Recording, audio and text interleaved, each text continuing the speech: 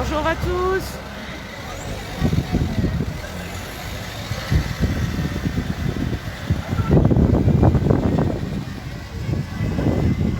Salut Tony, bonjour à tous.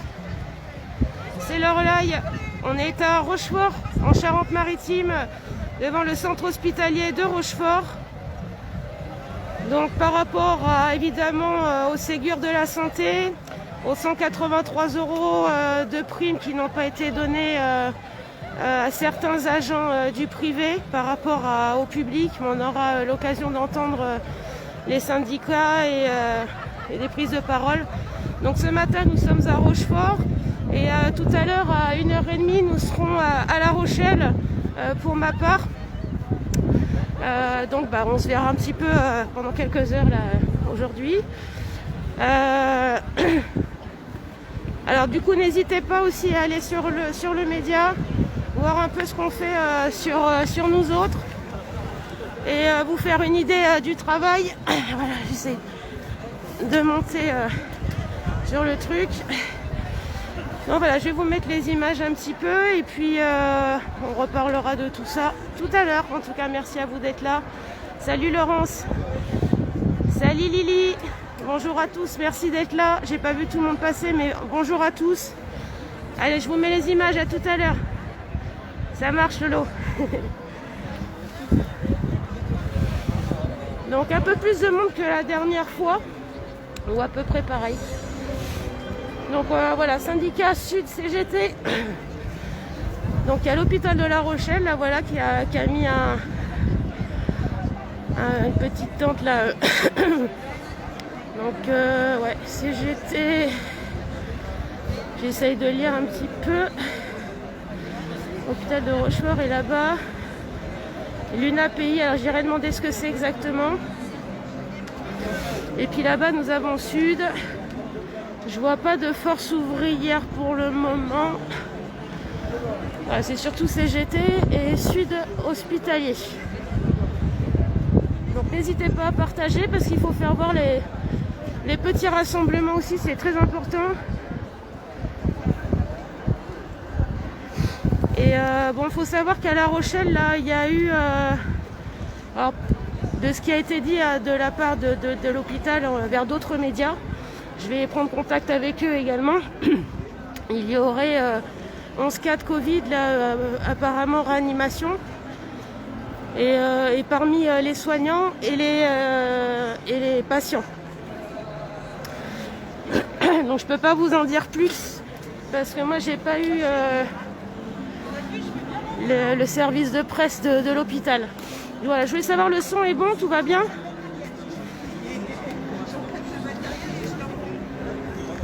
Donc voilà, le centre hospitalier de Rochefort.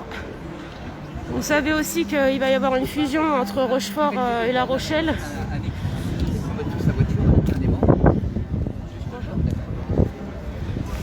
Donc Sud hospitalier. Bonjour. Vous allez bien? Oui, très bien. C'est comment déjà votre poste? Moi, c'est David Briand de Sud-Ouest. De Sud-Ouest. Voilà. Super, bon boulot en tout cas. On n'est pas à ce niveau-là, mais bon. C'est déjà bien. Ouais, c'est nous autres, on a un petit média indépendant. Ça s'appelle Nous Autres, d'accord. Avant, on était à Œil d'Actu. On a remonté le média. Et voilà, on le fait vraiment beaucoup. Moi, j'avais servi en Imaginal et puis je cherchais une formation journalistique pour perfectionner. Parce qu'à la base, moi, j'étais là-dedans, j'étais aide-soignante. Enfin, j'étais à La Rochelle, mais La Rochelle, d'accord. j'étais aide-soignante à la base et je peux plus faire mon métier. Mais j'aimais aller au contact aussi de l'image. Donc voilà, après, il faut apprendre, c'est un métier. C'est une belle reconversion. Mais c'est un métier, donc il faut aussi. Voilà, bon courage pour la suite. Merci beaucoup en tout cas. Le prénom, je me rappelle plus. David, merci David.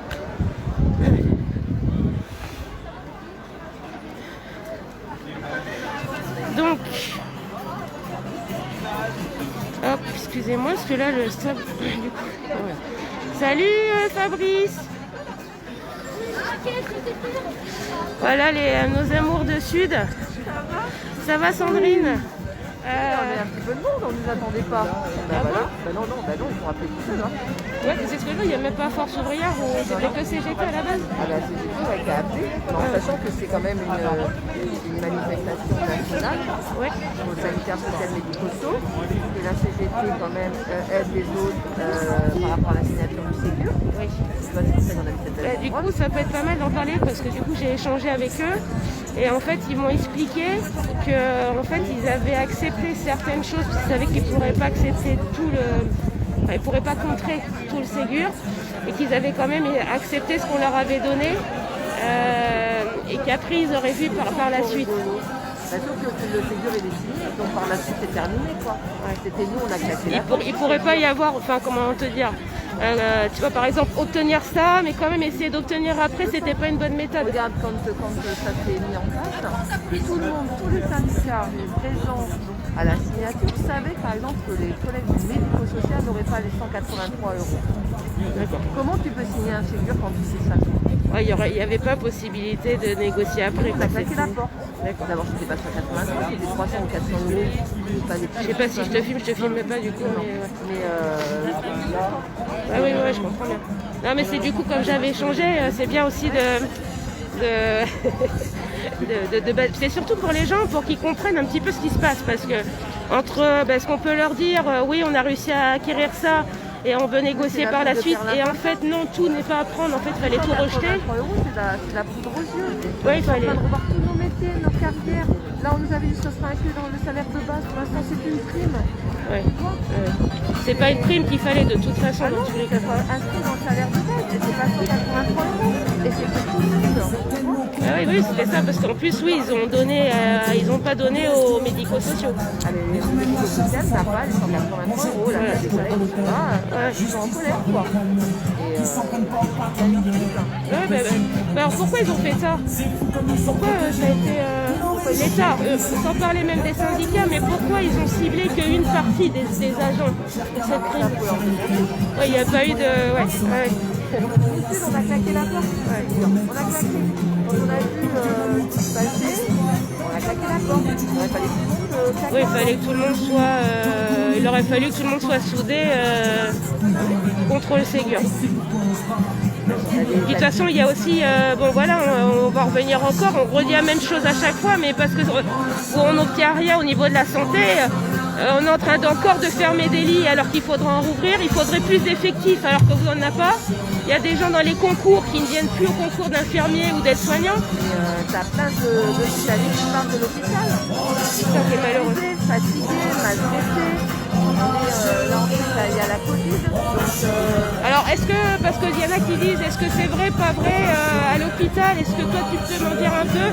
Et effectivement, il y aurait 11 cas de Covid en réanimation et aussi du personnel soignant. Donc ça c'est réel. Il y a des hospitaliers. Salut Christophe. Ça c'est réel par contre, parce qu'il y en a qui se posent des questions. Il y a des hospitaliers, tout bras confondus, qui ont la Covid. Et ça monte et ça monte. Et est-ce qu'ils sont plus durs que les autres fois? Est-ce que les cas de Covid sont plus intenses? Est-ce que c'est similaire un petit peu au niveau? Ah non, c'est vraiment des cas. C'est des gros cas. C'est des gros patients. Et puis il y a des collègues qui sont malades de la Covid. Donc voilà. Et est-ce qu'on arrive à expliquer pourquoi il y a eu surtout que nous on était assez épargnés. Moi, si tu veux, on s'est battu pour que tout le monde ait des EPI, des masques, équipement, la première vague. Voilà, on ne nous a pas écoutés. Équipement de protection individuelle donc, pour le pays. Donc on n'a pas toi par exemple, les collègues qui travaillent en service public ont le FFP2. Et on devrait tous avoir le FFP2. Et je le réclame aussi depuis. Et on réclame ça depuis le début, depuis la première vague. Vous, même les enseignants, tous les corps demandent des masques FFP2. On a déclenché un danger grave et imminent à l'hôpital en CHSCT pour dire qu'on est tous en danger. Voilà, on a refusé, on a été les seuls à voter sur le fait qu'effectivement on était en danger. Les autres syndicats présents au siège en instance ont refusé. Ah, ils ont voté contre. Alors vous avez signalé que les soignants étaient en danger par rapport au manque d'équipement, mais vous n'avez pas été suivi par les autres syndicats. On a fait voter une motion et là, les syndicats qui ont refusé de dire que les collègues sont en danger. Et on voit le résultat maintenant. On a de plus en plus de cas Covid, des collègues malades, on a des clusters. Ça monte. Et la réalité, ça monte au niveau. C'est là qu'on dit, on doit passer à 13 000, à 15 000. Est-ce que l'ICIC a été mobilisé pour les cas Covid ou vous arrivez à faire tout au niveau de la réa ou l'ICIC aussi a été Ah non, mais t'as des services qui ont des... Voilà, ça a été fait, parce que je sais pas du tout. La réa, elle ne peut pas impacter. Et on est dans des reports de... Ah ben là, d'autres hospitalisations. Ah ben les hospitalisations, les blocs opératoires. On n'a pas avancé en un an en fait. Ah ben non, on n'avance pas du tout, on recule même. Pourtant vous, c'est vrai, sans prendre parti, parce que les gens vont me dire que sans prendre parti, vous pouvez regarder ce qu'a fait Sud Santé sur ses réseaux. Ils ont averti à multiples reprises, vous avez fait des vidéos à multiples reprises, on peut voir Christophe Geffray et toute son équipe qui est présente à chaque fois. Et ils ont averti sous forme de vidéos, de messages lors des rassemblements. Il y a eu des actions et malheureusement, il y a un manque de cohésion et de coordination avec les autres syndicats et qui n'ont pas suivi ces alertes-là. On va faire un tour et puis on va voir un peu les prises de parole. En tout cas, merci Sandrine. Je fais humblement. En tout cas, merci. Je vais pas le dire là, j'ai pas parlé là. Tu veux que j'en parle là? Mon bon Seigneur, entendez-vous la fin du règne féodal qui plane comme un champ. Le peuple a fait serment qu'on voulait pas. Donc voilà, bon, je sais pas si vous avez bien entendu. En tout cas, combat d'entendre de ces belles déclarations que l'on souille à chaque instant. Les rôles n'ont pas changé en quelques décennies.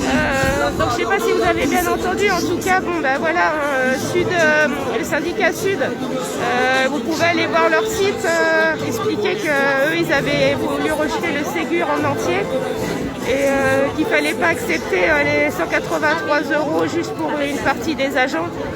Voilà. Alors j'ai pas vu vos commentaires du coup. Je vois un petit peu, salut Flo, je vois que ça commente. Carrément d'ailleurs, ils ont investi la réa comme le 1er mai.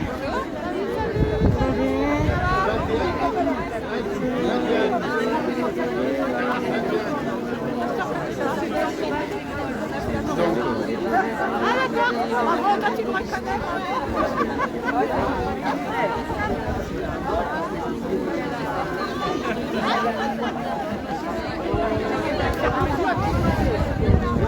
Alors, je vois que il y a par rapport à... Alors, il faut savoir quand même, je pense qu'il ne faut pas mettre tous les soignants non plus dans les mêmes... Je pense vraiment que ceux qui sont mobilisés là sont vraiment des syndicats qui veulent être mieux protégés, ils ne veulent pas que le service public s'en aille, s'effrite. Faut savoir que, et je le dis depuis très longtemps, que la robotisation arrive à grands pas dans les services hospitaliers et que malheureusement ça prendra la part de beaucoup d'humains. Donc vous pouvez vous renseigner, c'est pas et ça arrive très très vite. Mais on est sur un problème qu'on a l'impression qui n'est pas lié, mais détrompez-vous. Pourquoi on ne donne pas plus d'effectifs aux soignants? Parce qu'il y a d'autres projets derrière. Ouais, en Charente-Maritime, c'est vrai que c'est très léger au niveau des gaz, parce que c'est très difficile à mobiliser. Il y a eu une période gilet jaune au départ où les gens étaient mobilisés. Et puis avec le temps, ça s'est un peu effrité, mais il y a des gens qui se mobilisent pour des causes réelles. Et puis en fait, c'est difficile de ne pas comprendre les soignants. Ils sont dans des hôpitaux où ils voient mourir des gens. C'est normal qu'eux soient en alerte, demandent aux gens qu'ils se vaccinent, qu'ils se testent ou qu'on fasse attention, parce que en tant que soignants, eux, ils regardent ce qui se passe dans leur service et pour eux, ça, c'est traumatisant. Donc, il y a un virus, on ne peut pas le nier, ça c'est clair et net. Si on veut parler du virus et de la vaccination et des tests. Après, c'est la politique qui est autour, malheureusement, de la Covid-19 qui impacte énormément les libertés, la fermeture des commerces, les dépressions, les étudiants qui sont dans des états de déprime importante, des suicides. Voilà, il y a tout plein de choses qui impactent toutes les mesures liées à la crise sanitaire. Et je pense que c'est qu'il faut avoir une vision globale. Et voilà, depuis un an, ça ne s'est pas amélioré puisque au niveau des équipements, on est toujours là. Ça fait un an qu'on réclame des masques FFP2 pour les personnes qui sont en comorbidité, pour les enseignants, etc. Et je suis sûre que les masques FFP2 permettraient d'ouvrir. Il faudrait le tester. Et pourquoi ça n'a jamais été testé de la part du gouvernement, de mettre des masques FFP2 à tout le monde, fournis par l'État, bien entendu, par l'Europe. Il fallait devancer ça. Je pense que c'est vraiment une solution qui est importante à essayer. Donc moi j'en appelle vraiment le ministère de la Santé à fournir au moins à toutes les personnes qui ont un coupon pour la grippe par exemple, sous forme de coupon de la même manière. Donc il n'y aura pas besoin de chercher un autre moyen de communication pour donner des bons aux gens pour les masques FFP2. Ils envoient de la même manière que pour le bulletin de la grippe pour aller chercher des masques FFP2 en pharmacie ou dans les hôpitaux. Et voilà, et on essaye ça, on essaye de le faire dans des villes peut-être moins touchées et de réouvrir des commerces et essayer avec cette double protection, puisque ça protège les autres et soi-même, de voir comment on pourrait améliorer les choses. Et ça n'a pas été testé. Au niveau de la santé, il y a des lits qui sont en train de fermer, et au contraire, ils n'en ouvrent pas. Et voilà quoi. Enfin bon, rien n'a été, rien n'a évolué dans le cœur de la santé depuis un an.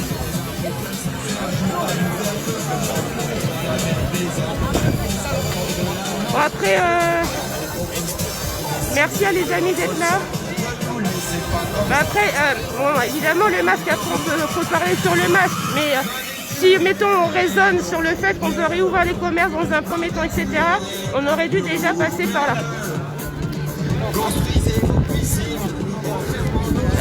Ok. Je voulais demander ce que c'était l'UNAPI. Bonjour madame, je ne sais pas si un de vous peut prendre la parole. Je me demandais ce que c'était par contre l'UNAPI 17 comme section de CGT. Secrétaire. Par contre, un petit peu à derrière par rapport à la musique, est-ce qu'on peut un tout petit peu se décaler? Il n'y en a pas pour longtemps. Hein. Là c'est super, là c'est mieux, c'est mieux.